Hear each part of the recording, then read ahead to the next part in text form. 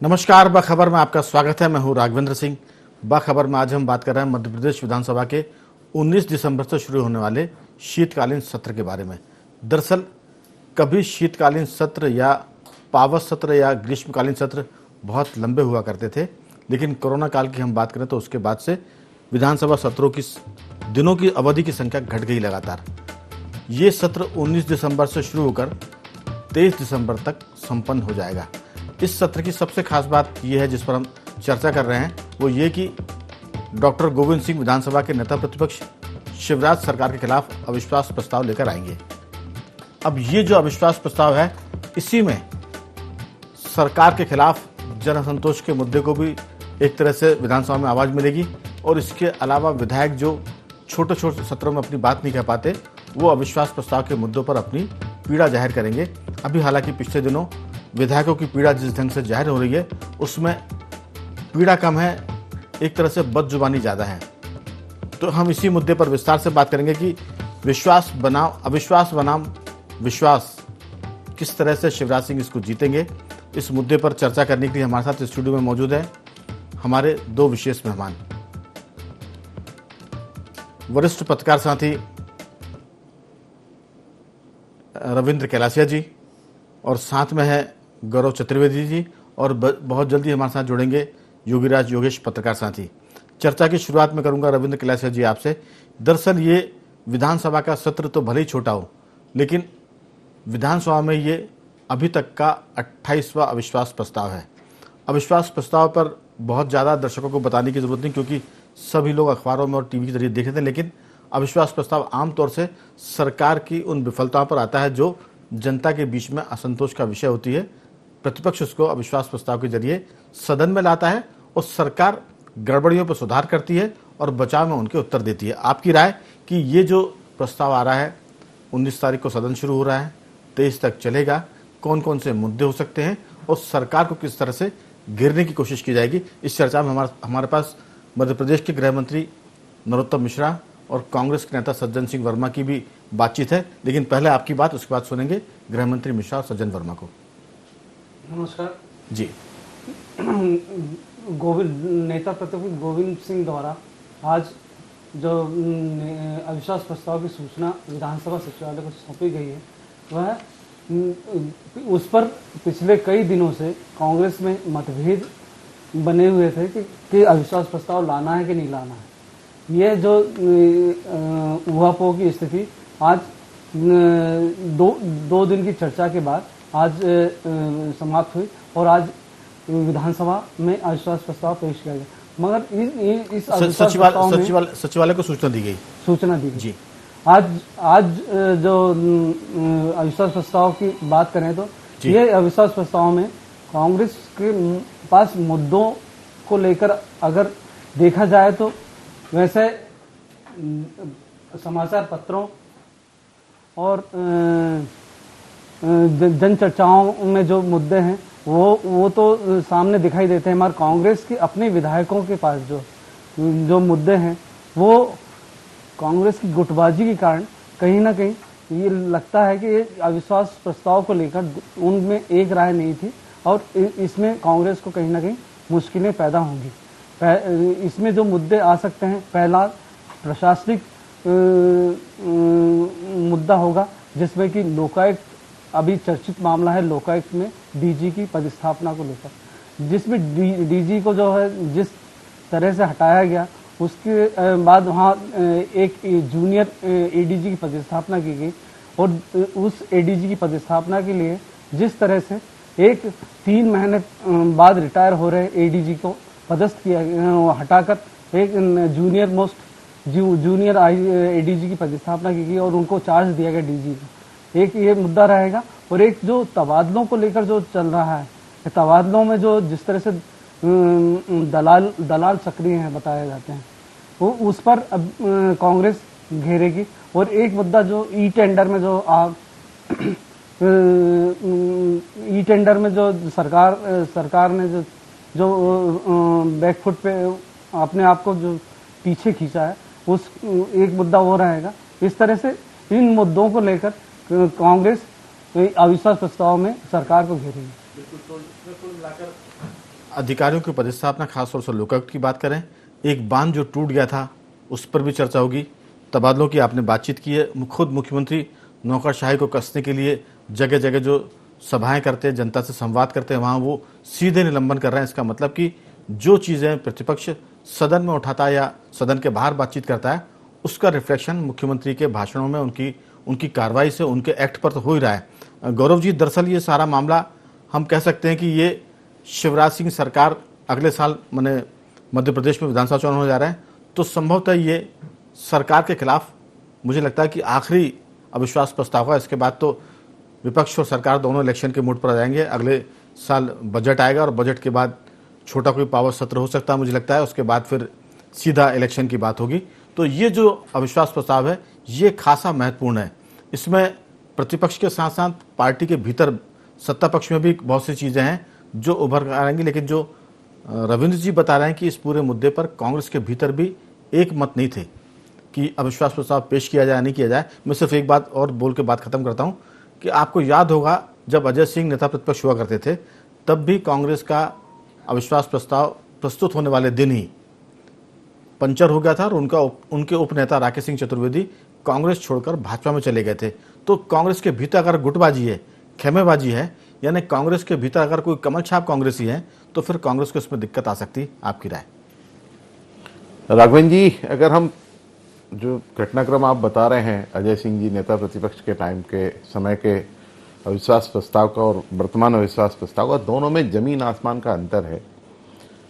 वर्तमान अविश्वास प्रस्ताव चूंकि चुनाव की बेला सामने है, बिल्कुल तैयारी है, कभी भी चुनाव, साल भर के अंदर चुनाव होना है, तो उसको लेकर के जो अविश्वास सरकार के खिलाफ है, जो एंटी इनकम्बेंसी सरकार के खिलाफ है, उसे कांग्रेस कितना भुनाने में सफल हो पाती ये एक अलग बात रहेगी।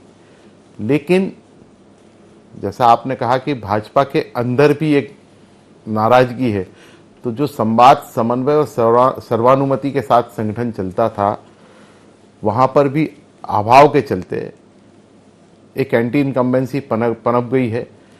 कार्यकर्ता की बात को विधायक पूरी नहीं कर पा रहे हैं, विधायक की बात को मंत्री पूरी नहीं कर पा रहे हैं, मंत्री की बातों को अफसरशाही कचरे के डब्बे में डाल रही है, और मंत्री और अफसर के बीच की जो तनातनी है उसको लेकर के मुख्यमंत्री कोई निराकरण नहीं कर पा रहे हैं, जिसके कारण एक पूरे वातावरण में प्रशासनिक अराजकता जैसी फैल गई है। ये एक अलग बात है कि मुख्यमंत्री मंच से विभिन्न विभागों के अधिकारियों और कर्मचारियों को निलंबित कर रहे हैं, लेकिन जहां सबसे ज्यादा समन्वय बनाए जाने की जरूरत है, वल्लभ भवन, सतपुड़ा, विंध्याचल और पीएचक्यू, यहां पर वो फेल होते हुए नजर आ रहे हैं और कलेक्ट्रेट के भी यही आलम बने हुए हैं। अगर इसे सरकार ने और संगठन ने समय रहते नहीं रोका तो भाजपा को भी बड़ा नुकसान होगा। अविश्वास प्रस्ताव कांग्रेस के लिए हो सकता है अमृत कुंभ जैसा साबित हो जाए। योगीराज जी, बहुत सारे मुद्दे हैं सरकार के। जब भी कोई सरकार होती है तो जाहिर है कि मुद्दे होते हैं, क्योंकि जो सरकार में होता है उससे गलतियां होती है और संपूर्ण कोई नहीं होता। लेकिन मुझे याद आ रहा है कि जब दिग्विजय सिंह की सरकार हुआ करती थी, आज से हम 25 साल पुरानी बात करें, 20 साल पहले की बात करें, उस समय पटवा जी जैसे विधायक हुआ करते थे प्रतिपक्ष में, कैलाश जोशी होते थे, विक्रम वर्मा जैसा लीडर, गौरीशंकर शेजवार जैसे लीडर नेता प्रतिपक्ष हुआ करते थे, तब विपक्ष सरकार को एक तरह से उसकी नाक में दम किए रहते थे। अब आज की सरकार की हम बात करेंगे तो प्रतिपक्ष सरकार को उतना नहीं कस पाता जितना प्रतिपक्ष में बीजेपी सत्ता को, कांग्रेस को कस पाती थी। तो ये बहुत सारी बातें हैं, लेकिन अभी तो बीजेपी बहुत कंफर्ट जोन में रहती है कांग्रेस की सरकार के, कांग्रेस के प्रतिपक्ष की जो भूमिका उसको लेकर हम बात करें तो। लेकिन भाजपा के भीतर जैसा गौरव जी बता रहे हैं कि विधायकों की शिकायतें मंत्री पूरी नहीं कर पाते, मंत्रियों की इच्छाएं अफसर पूरी नहीं कर पाते, और मंत्रियों और अफसर के बीच मुख्यमंत्री तालमेल उतना नहीं बना पाते जितनी अपेक्षा होती है। तो शिकायतों का अंबार है सत्ता के भीतर भी और प्रतिपक्ष के पास भी। लेकिन चुनावी साल में हर विधायक अपने हिसाब से अपने इलाके में अफसरों की तैनाती चाहता है, तो पदस्थापना, तबादले का मुद्दा बड़ा महत्वपूर्ण होगा। आपकी राय, इस अविश्वास प्रस्ताव में कितना सरकार को सुधारने का दम है और कितना प्रतिपक्ष में एकता लाने का दम है, क्या सोचते हैं? देखिए राघवन जी, सबसे पहली बात तो आपने जिस तरह से शुरुआत की कि पहले की सरकारें, पहले क्या विपक्ष जो बहुत आक्रामकता के साथ सरकार को घेरता था, और इसका अंदाज़ा आप इस बात से लगाओ कि मतलब कांग्रेस के शासन में सेंट्रल की और यहाँ की भी बात करो तो अकेले एक एक मुख्यमंत्री के खिलाफ 5-5 बार अविश्वास प्रस्ताव है, या तो शिवराज के खिलाफ या दूसरे ही है। सेंट्रल की भी बात करो तो इंदिरा गांधी के खिलाफ तो 15 बार अविश्वास प्रस्ताव आए थे। तो कहने का अर्थ है कि उस समय का विपक्ष जो है बड़े मजबूती के साथ, बड़े तथ्यों के साथ अपनी बात रखता था। आज के दौर में चूंकि कांग्रेस का एक बार गच्चा खा चुके हैं चौधरी राकेश सिंह जी का, जैसा कि जिक्र यहाँ हो रहा था, तो कांग्रेस भी बड़ा फूक फूक के कदम रखती है। और जब ये अविश्वास प्रस्ताव लाने की बात शुरू हुई थी तो पहली जिम्मेदारी तो गोविंद सिंह जी के साथ अजय सिंह जी को ही सौंपी गई थी इन बिंदुओं को तैयार करने के, लेकिन वो तो खुद किनारा कर गए कि साहब मुझे विंध्य में मेरी व्यस्तता है, इस चक्कर में नहीं जा पाऊंगा। फिर पारस सकलेचा को जिम्मेदारी सौंपी गई। तो कहीं ना कहीं एक जो सॉलिडेरिटी की जो साइन दिखना चाहिए कांग्रेस की तरफ से। पारस सकलेचा तो बीजेपी में है। नहीं, वो कांग्रेस के एक और विधायक थे, उनको दोबारा से जिम्मेदारी सौंपी गई। जी। मैं शायद नाम में करेक्ट नहीं हो पा रहा हूँ। अच्छा, ठीक। ओम प्रकाश सकलेचा जी, पारस जैन बीजेपी के विधायक थे कभी, अब तो वो नहीं है। जी। तो मेरा भाव ये है कि जिसको आपने जो आपका तगड़ा नेता प्रतिपक्ष था अभी तक, जो कांग्रेस का, जो अजय सिंह की जो आक्रामकता जानी जाती थी, आपने जब उनको जिम्मेदारी सौंपी तो वही मुकर गए। तो इससे एक मैसेज ये जाता है कि कहीं ना कहीं आप में भी फ्रैक्शंस है। और जब आप अविश्वास प्रस्ताव लाते हैं तो सरकार से ज़्यादा पहली जिम्मेदारी आपकी बनती है कि आप उस अविश्वास प्रस्ताव को कितनी ताकत के साथ रख पाते हैं। अगर आप बहुत बार आप कहेंगे तो वो आम आदमी पार्टी की तरफ चला जाएगा, आप कांग्रेस कहेंगे तो ज्यादा बेहतर नहीं, मध्य प्रदेश में तो अभी आम आदमी पार्टी का ऐसा कुछ नजर आता नहीं है कि इतना उसका जिक्र किया जाए, क्योंकि वो तो कहीं अभी तो सीनियरों में नहीं है। ये बात अलग है कि अगर वो आती भी है तो वो बीजेपी को ज्यादा फायदा पहुंचाएगी, कांग्रेस को नुकसान करेगी। ऐसा अभी तक के गणित तो ये बताते हैं कि आम आदमी पार्टी जो है वो जिन राज्यों में जा रही है, पंजाब को छोड़ दें तो वो कांग्रेस को या प्रतिपक्ष को नुकसान पहुंचा रही है। लेकिन जो आपने कहा उससे तो एक चीज निकल कर आती है कि क्या प्रतिपक्ष की भूमिका में कांग्रेस बहुत ज़्यादा सफल साबित नहीं हो पा रही है। जैसा हमने पुराना जिक्र किया दिग्विजय सिंह जी की सरकार का, या और पीछे जाएंगे तो अर्जुन सिंह जी की सरकार की हम बात करें तो प्रतिपक्ष में संख्या भली कम होती थी भाजपा के विधायकों की, लेकिन सरकार को वो घेरे रहते थे, कसे रहते थे। और एक एक मुद्दों पर जैसे रिपोर्टिंग आपने भी की होगी, रविंद्र कैलाशी जी ने भी और गौरव जी आपने भी उस समय रिपोर्टिंग जो की होगी, तब सरकार को प्रश्नकाल में, ध्यानाकर्षण में, स्थगन प्रस्ताव पर जो घेराबंदी होती थी उसमें कई बार अधिकारियों के खिलाफ सरकार को फैसले करने पड़ते थे विधानसभा के माने पटल पर, हाउस पर। तो वो स्थितियां कांग्रेस अब सरकार को मजबूर नहीं कर पा रही कि वो जनहित के मुद्दों पर सरकार को घेरे। हालांकि सत्र की अवधि मैंने शुरुआत में कहा कि अब बहुत कम होती चली जा रही है और ये कोई बहुत अच्छा संकेत नहीं है। आपकी बहुत छोटी सी टिप्पणी, फिर मैं रविंद्र जी के पास आऊंगा। योगीराज जी। नहीं, मैं यही कहना चाह रहा हूँ कि आज तो कांग्रेस को इस बात में तो खुश होना चाहिए कि कांग्रेस के पास इस समय मुद्दों की कमी नहीं है। मतलब विपक्ष सरकार को घेरने के लिए इतने मुद्दे हैं कि ये 5 दिन तो क्या है, 50 दिन का सत्र भी लगा दिया जाए तो कम पड़ जाएगा, इतने मुद्दे हैं। हाँ, सरकार की बशर्ते कि वो हल्ला गुल्ले में ना जाए, हंगामे की भेंट न चढ़ जाए।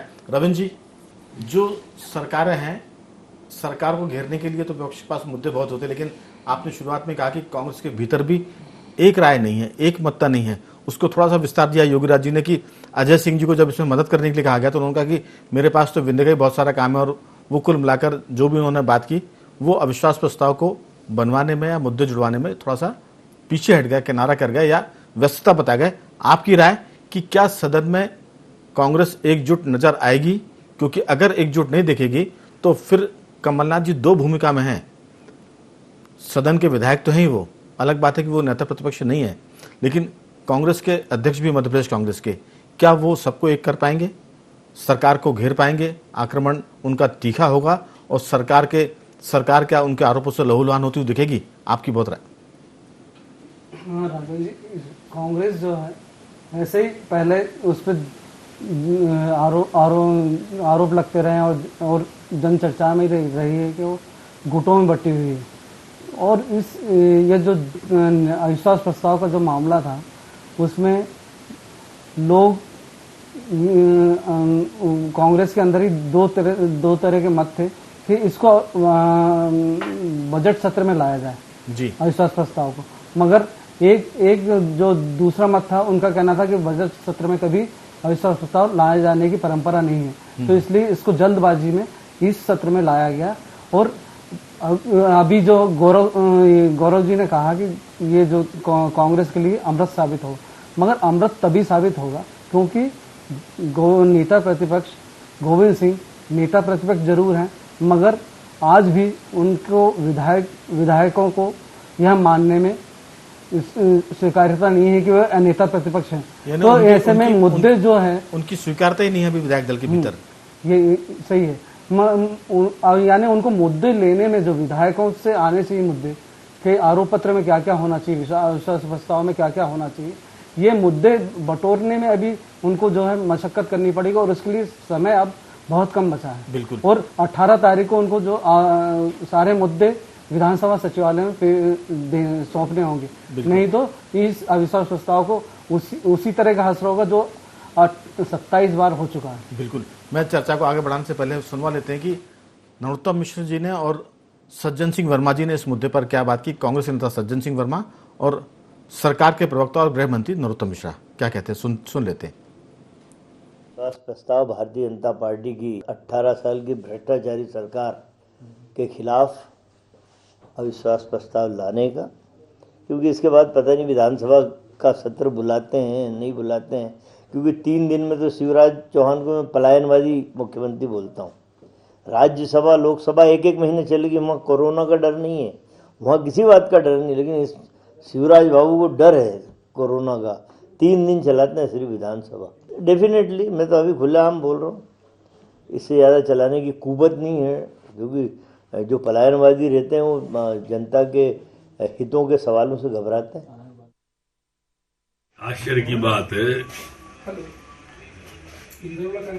कांग्रेस अविश्वास प्रस्ताव ला रही है, जिस पर जनता का विश्वास नहीं है वो भी अविश्वास प्रस्ताव ला रही है। प्रदेश अध्यक्ष और नेता प्रतिपक्ष के दोनों के आज आपने बयान सुने होंगे, राजा पटेरिया। नेता प्रतिपक्ष पे अध्यक्ष का विश्वास नहीं है, अध्यक्ष पे नेता प्रतिपक्ष का विश्वास नहीं है, वो अविश्वास प्रस्ताव ला रहे हैं। नेता प्रतिपक्ष की विधायक नहीं सुन रहे, विधायक की कार्यकर्ता नहीं सुन रही, कार्यकर्ता की जनता नहीं सुन रही, एक दूसरे पे किसी का विश्वास नहीं और अविश्वास प्रस्ताव ला रहे हैं। अचंभे की बात है, पूरी पार्टी जो अविश्वास से घिरी हुई है वो अविश्वास प्रस्ताव ला रही है। इनके विश्वास की भारतीय जनता पार्टी को जरूरत भी नहीं है। जो विषय होगा गुण दोष के आधार पर हर सवाल का जवाब दिया जाएगा। भारतीय जनता पार्टी पूरी तरह से तैयार। तो हमने सुना इस पूरे मुद्दे पर कि किस तरह से नेता प्रतिपक्ष जो बात रविंद्र जी बता रहे थे, योगीराज जी की अभी तो स्वीकारता ही नहीं हो पा रही है गोविंद जी की नेता प्रतिपक्ष में, लेकिन ये उनका इंटरनल मैटर है। गौरव जी, दरअसल जो भी स्थिति हो, लेकिन विधानसभा में अगर अविश्वास प्रस्ताव आएगा तो सीधी सी बात है कि सरकार को उनके उत्तर देने पड़ेंगे और बहुत सारे मुद्दे हैं। किसानों को इस बार खाद की दिक्कत आई है, मुख्यमंत्री खुद देख रहे हैं कि जो राशन के मामले में घोटाले हो रहे हैं, सरकारी योजनाओं को पलीता लग रहा है, वो स्वयं मंच से ही सस्पेंड कर रहे हैं अधिकारियों को। इसका मतलब कि हालात अगर ठीक होते तो मुख्यमंत्री को इस तरह का एक्ट करने की नौबत नहीं आती। तो कांग्रेस के पास मुद्दे तो बहुत सारे हैं, लेकिन वो किस ढंग से वहां प्रस्तुत करते हैं, सरकार को घेरते हैं और अपने मुद्दों पर किस ढंग से सरकार को कार्रवाई करने के लिए नौकरशाही पर मजबूर करते हैं, ये देखने की बात होगी। आपकी राय कि कांग्रेस इस मामले में कितनी निपुण है, कितनी निष्णात है और उसके विधायक कितनी ताकत के साथ काम करेंगे? गौरव जी। राघवन जी, अगर हम पिछली परंपराओं को देखें, विधानसभा चूंकि नियमों परंपराओं के आधार पर चलती है, तो सदन को चलाने में सरकार उतनी रुचि नहीं लेती जितनी लेना चाहिए, और वो ठीकरा भले विपक्ष के माथे पर फोड़ देते हो, विपक्ष सरकार के माथे फोड़ देता हो। इसलिए जो मुद्दों पर चर्चा होना चाहिए वो फ्लोर है ही नहीं, वहां पर वो चर्चा हो नहीं पाती। कांग्रेस सड़क पर उतरकर अपना विरोध प्रकट नहीं कर पाती।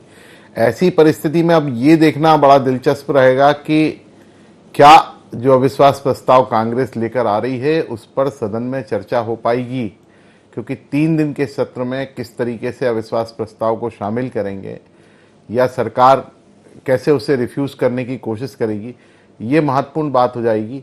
हाँ, लेकिन अगर इनमें जो मुद्दे अविश्वास प्रस्ताव में रहेंगे, अगर उसको लेकर के कांग्रेस सड़क पर उतरती है तो आने वाले समय में कांग्रेस को लड़ाई लड़ने में आसानी रहेगी। सड़क पर तो फिर ये संभव है कि एक नया उसमें मुद्दा बन सकता है कि सदन में तो जो कुछ है ठीक है, लेकिन राहुल गांधी की भारत जोड़ो यात्रा की तरह अगर कांग्रेस सड़क पर उतरकर मध्य प्रदेश में इन मुद्दों को लेकर यात्रा कर जाए तो लगता है कि वो उसके लिए समय भी पर्याप्त रहेगा। कोई वहां टोकाटाकी तो होगी नहीं, सड़क पर कौन रोकने आएगा, कोई व्यवस्था का प्रश्न भी नहीं है। तो सड़क पर अगर उतरती कांग्रेस तो निश्चित रूप से उसका असर दिख सकता है और सरकार पर एक दबाव बनेगा, नैतिक दबाव बनेगा कि वो उन मुद्दों पर कार्रवाई करे जिनको जनता महसूस भी कर रही है, प्रतिपक्ष भी उठा रहा है। तो इस पूरे मामले में योगीराज जी अब चौथे दौर की बातचीत समय थोड़ा सा कम बचेगा, लेकिन क्या मुझे याद है कि पहले अविश्वास प्रस्तावों पर रात को 12-12 बजे तक चर्चाएं चलती थी, सरकार के उत्तर आने की प्रतीक्षा होती थी और उसकी अवधि को बढ़ाया जाता था। अक्सर ऐसा नहीं होता था कि शाम को 5 बजे सदन स्थगित कर दी गई कल सुबह तक के लिए। अब तो जैसे सब कुछ देखकर ना सरकार की दिलचस्पी दिखती ना प्रतिपक्ष की दिखती है, और कई बार तो ये होता है कि सदन की अवधि एकदम से घटा दी जाती है और उसके लिए जो कार्य मंत्रण समिति की बैठक होती है उसमें तय हो जाता है, प्रतिपक्ष की भी उसमें हाँ होती है और सरकार तो हर सरकार चाहेगी कि सरकार को कम से कम उत्तर देना पड़े।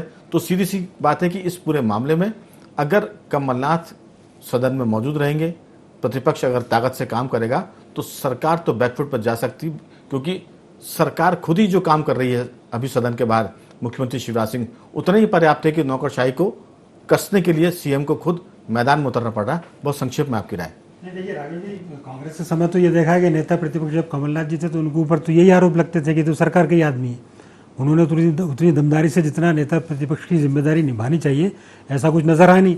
अब चूंकि गोविंद सिंह जी नए नेता प्रतिपक्ष बने हैं तो एक तो ये कि कांग्रेस ने अविश्वास प्रस्ताव पेश किया, दूसरी ये चैलेंज गोविंद सिंह जी के भी लिए हुआ कि वो पहले अपने नेता प्रतिपक्ष रूप में अपना परफॉर्मेंस कैसा कर पाते हैं। नहीं, और उनके पास तो समय नहीं है, पहले तो वो स्वीकारता बनाते, अब स्वीकारता तो बनी नहीं और अविश्वास प्रस्ताव लेकर आ रहे हैं, तो वो दोहरी एक तरह से दो फ्रंट पर लड़ रहे हैं। नहीं देखिए राघव जी, मेरा ऐसा मानना है, ये बात सही है कि आपके पास समय नहीं है, लेकिन यदि आपको 15 मिनट भी बोलने का वक्त दे दिया जाए और यदि आपकी भाषा में आपकी अटल जी तो 5 मिनट में तहलका मचा देते थे, ये आपके विद्वत्ता पर डिपेंड करता है कि आप उस चीज़ को कैसे रख पाते हैं। और सदन की बात छोड़ो, आपके पास तो सड़क भी है ना, तो आपको तो इस बारे में तो कोई ऐसा डरने की, ऐसे संकोच की जो कोई आवश्यकता ही नहीं है जी। तो सरकार, केवल कांग्रेस सरकार पर एक दबाव बनाना और दूसरा सदन में जो ना हो पाए उसको लेके फिर सड़क पे जाना कि देखो साहब हमने तो पुरजोर तरीके से जनता की आवाज़ सदन में उठाई, हमारी आवाज़ को दबा दिया गया तो अब हम सड़क पे आएंगे। तो एक प्रेशर बिल्डअप की कोशिश है, बाकी तो अविश्वास प्रस्ताव में कोई दम नजर आता नहीं है। जी रविंद्र जी, बहुत संक्षेप में राय इस पूरे मुद्दे पर। अविश्वास प्रस्ताव जो कांग्रेस का है उसको जो सरकार है पिछले अनुभव के आधार पर अपन कह सकते हैं कि सदन 5 दिन तो चलेगा नहीं, तो इसमें अविश्वास प्रस्ताव के लिए जो सरकार और विपक्ष का जो रोल है दोनों को बैठकर कम से कम इस अविश्वास प्रस्ताव पर 2 दिन का समय चर्चा के लिए निर्धारित किया जाना था, तभी इसकी उपयोगिता साबित होगी। बिल्कुल गौरव जी, यानी सदन का समय कम है, अगर सरकार और विपक्ष में सहमति बढ़ती तो कार्यकाल 1-2 दिन बढ़ना चाहिए, तब इस पूरे मुद्दे पर सार्थक संवाद हो सकता, चर्चा होगी और कुछ लगेगा कि सदन में कार्रवाई हुई है। आपकी बहुत संक्षेप में राय। देखिए, अगर सरकार चाहेगी तब, जब सरकार ही नहीं चाहेगी, सपोज आप मान लीजिए अगर हम पुरानी परंपराओं को उठाकर देखें, जिस प्रकार से अजय सिंह जी के समय चौधरी राकेश सिंह अचानक पाला बदलकर कांग्रेस में आ गए, बीजेपी में आ गए थे, इसी प्रकार का कोई एक और घटनाक्रम अगर इस बार भी हो गया तो अविश्वास प्रस्ताव लाने के पहले अविश्वास प्रस्ताव की हवा निकल जाएगी। बिल्कुल। इसलिए ये संभावना मुझे एक नजर आ रही, मैं संभावना के तौर पर बात कर रहा हूं, अब देखना ये आगे जरूर रहेगा कि क्या स्थिति बनती है। तो कुल मिलाकर कांग्रेस ने विधानसभा में अविश्वास प्रस्ताव की सूचना दी है। 19 तारीख से सदन शुरू होगा, 23 तक चलेगा, लेकिन जैसा हमारे वरिष्ठ साथी गौरव जी बता रहे हैं, हम सब लोगों को भी लगता है कि बीजेपी जरूर कुछ धमाका कर सकती है, सत्र के चलते कुछ कांग्रेस में तोड़फोड़ हो सकती है या अविश्वास प्रस्ताव को पंचर किया जा सकता है। तो कुल मिलाकर सरकार कितना गिरने से बचेगी, विपक्ष कितना मुद्दा उठाकर दबाव बनाएगा, ये सदन में दिखेगा। और इसमें गोविंद सिंह की भी एक तरह से अग्नि परीक्षा, वो नेता प्रतिपक्ष रूप में कितना अपने आप को इमर्ज कर पाते हैं, अपने विधायकों को कितना भरोसा हासिल कर पाते हैं, और ये सब देखने की बात है। तो इंतजार करना पड़ेगा 19 दिसंबर से 23 दिसंबर तक का। मैं तीनों मेहमानों का धन्यवाद करूंगा, योगीराज जी आपका भी, रविंद्र जी और गौरव जी आपका बहुत बहुत साधुवाद कि आपने चर्चा में हिस्सा लिया। बाखबर में आज सिर्फ इतना ही। बने रहिए हमारे साथ और देखते रहिए IND24।